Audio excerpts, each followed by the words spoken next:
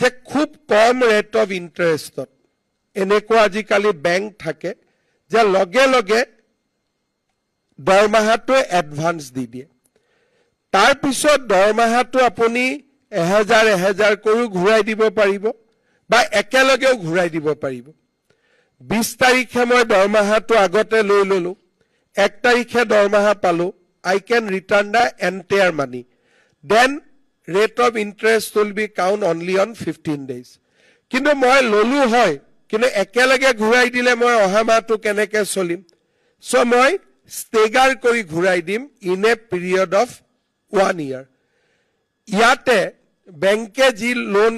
charge কৰে সেইটো loan নহয় সৰকাৰৰ লগত আমি নেগোশিয়েট কৰিম খুব কম ৰেট অফ ইন্টাৰেষ্ট হ'ব মেবি 1% যে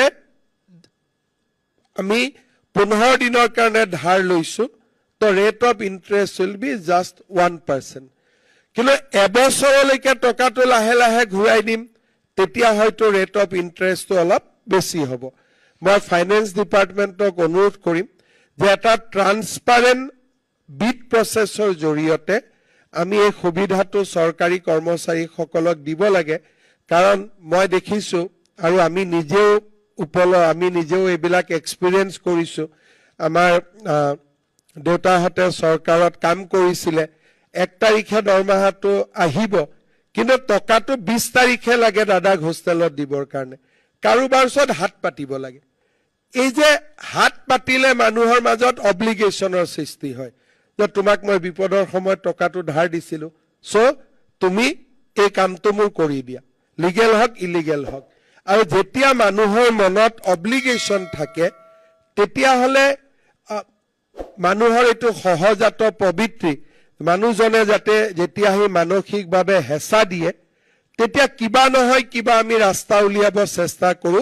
যে মানুহজনক আমি কেনেকে সহায় কৰিব পাৰো আৰু তেনেকুৱা সৰু সৰু অব্লিগেশন আমি মানাৰ কাৰণে কেতিয়াবা চাকৰি জীৱনত আমাৰ বহুত অসুবিধাও আহি পৰে সেই কাৰণে মই স্যালাৰি এডভান্স লব পৰা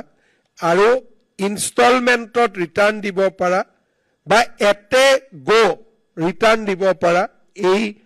স্কিমটো ইমপ্লিমেন্ট কৰাৰ কাৰণে অনুৰোধ কৰিম